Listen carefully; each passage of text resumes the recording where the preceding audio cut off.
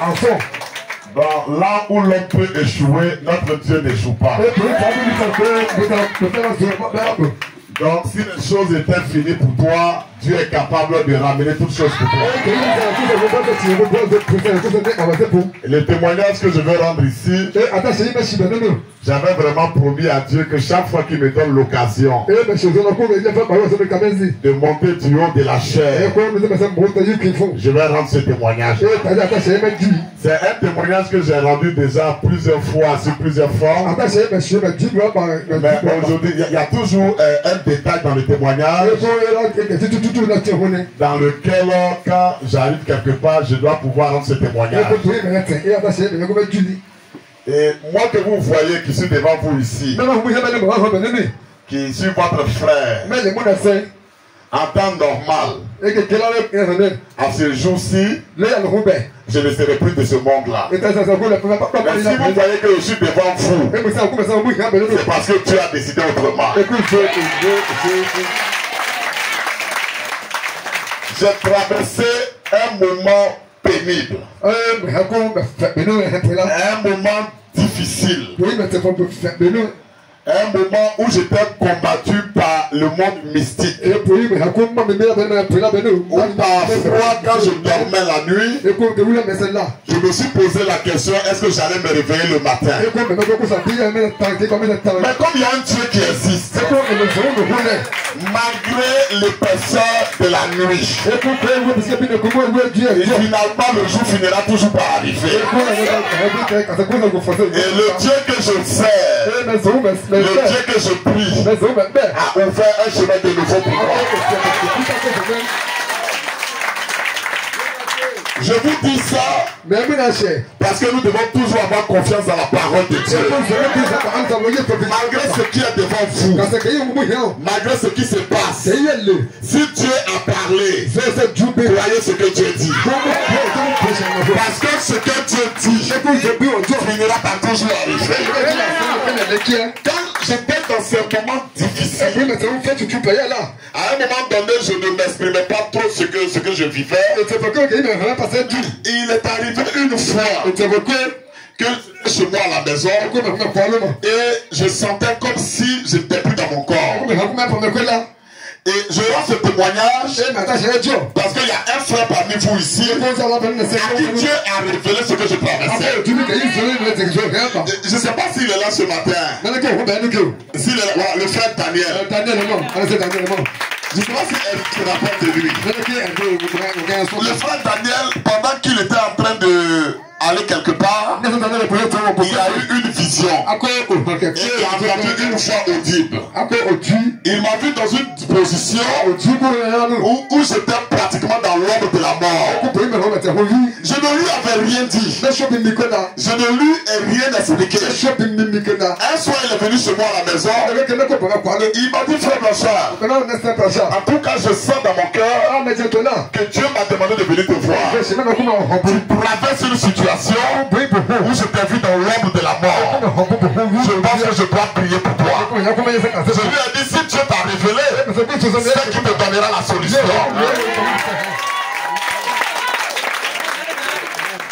Et le frère, alors, si Hervé se souvient très bien, je suis allé rester au temple pour prier. Quand j'ai expliqué la situation au frère Okito, que notre pasteur, il m'a dit, reste du haut de la chair. Reste à prier tout le temps.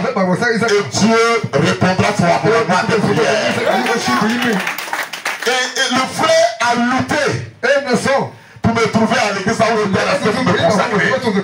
Il a dit non, je dois prier aussi pour toi. Et il a prié pour moi. Et quand il a prié pour moi, il m'a dit non, que je veux me consacrer avec un frère à l'église. Ils sont allés à l'église prier. Et pendant qu'il était en train de prier avec le frère, il lui donne une autre vision. Et dans la vision, il a vu frère que j'étais du haut de la chair en train de prêcher l'évangile à nouveau. Dieu n'a pas répondu à sa prière. Et quand il est est venu me dire ça, je lui ai dit frère, en tout cas quand je me regarde comme ça, je vois que je suis en train de mourir. Dieu t'a vraiment dit que moi, je serai encore de nouveau du haut de la chair. Malgré ce qui nous entoure, croyons ce que Dieu dit. Si Dieu dit que tu prêcheras l'évangile et que les médecins te disent que tu vas mourir aujourd'hui, crois ce que Dieu dit. Crois ce que le médecin dit. Tu peux dire un grand amen à ça. Il m'a dit frère de ça. Dieu m'a montré que tu étais du haut de la chair et que tu étais en train de rendre témoignage. Il dit le peuple de Dieu était dans la joie. Et je lui ai dit tu es sûr de ce que tu dis. Il dit oh Dieu, c'est que tu me connais. Malgré ce que je travaille, tu as révélé ces choses. Il y a un de tes enfants et tu lui as donné la place de prier pour toi. C'est que je reconnais que tu es sûr. Et j'ai commencé à croire que cette maladie ne m'emportera pas. Et que j'aurai la victoire sur cette maladie. Tu peux dire un grand amen à ça. Après il est revenu me voir. Il a dit frère danseur, je suis encore allé prier. J'ai eu une autre vision. J'ai vu que tu n'étais plus dans l'ombre de la mort. J'ai vu un cercueil, mais j'ai vu quelqu'un qui est en train de repousser le cercueil. Dieu a confirmé la vision. Même si les sorciers disent que tu vas mourir, n'aie pas peur mon frère. N'aie pas peur ma soeur. Nous avons un Dieu qui est au-dessus de la mort. Qui va repousser le cercueil devant de toi.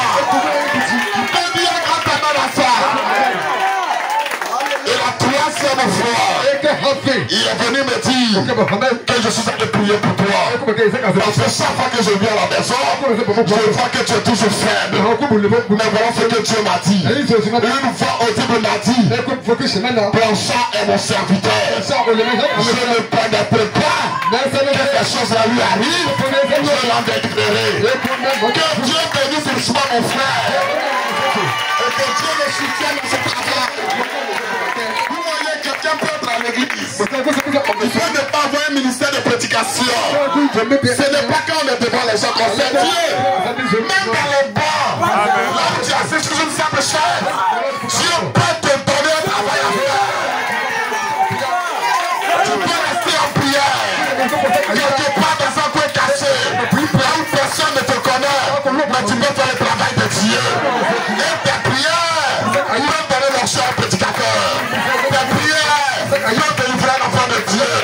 Je veux vraiment rendre gloire à Dieu pour la grâce qu'il me donne, pour rendre encore témoignage et de prêcher encore l'évangile. Que Dieu bénisse richement le frère Daniel et que Dieu soit avec lui. Que Dieu vous bénisse richement et que toute la gloire revienne à Dieu. Est-ce qu'on peut se lever et acclamer puissamment le Seigneur pour ce jour?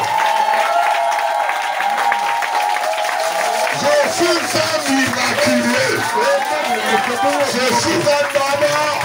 Que tu as fait la grâce de le servir, de prêcher sa parole. Et c'est pourquoi partout j'irai, partout je vais.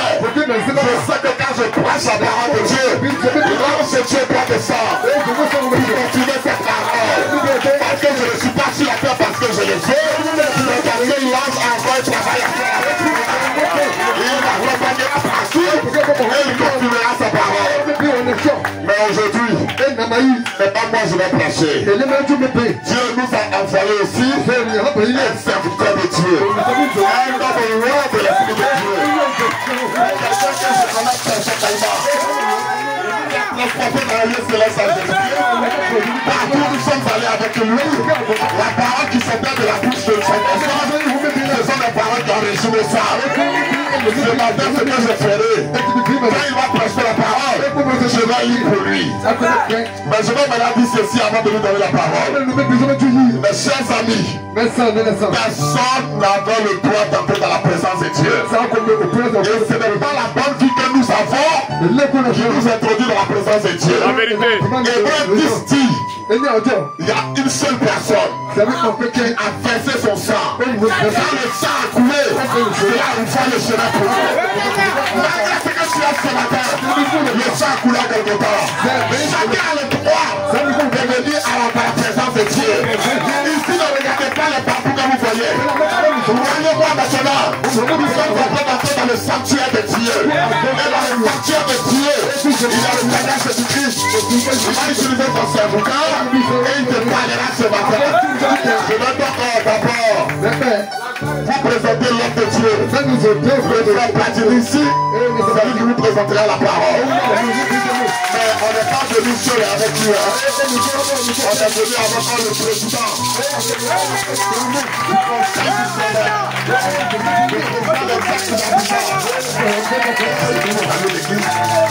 Il va nous donner un mot de salutation. Alléluia. Que Dieu vous bénisse. Moi, c'est votre bien-aimé frère Hervé. Que Dieu vraiment vous bénisse. Notre bien-aimé frère Platini, c'est celui qui apportera la parole ce matin. Nous devons comprendre une chose. C'est qu'il y a une eau quelque part. Et nous devons aller là, à ce puits-là, puiser de cette eau-là, et boire. Pour ne plus jamais qu'on ait soif. Dieu avait dit par la bouche, il dit, venez, vous qui avez soif, venez m'acheter sans argent. Aujourd'hui, nous sommes là pour acheter sans argent. Et Dieu vous bénisse.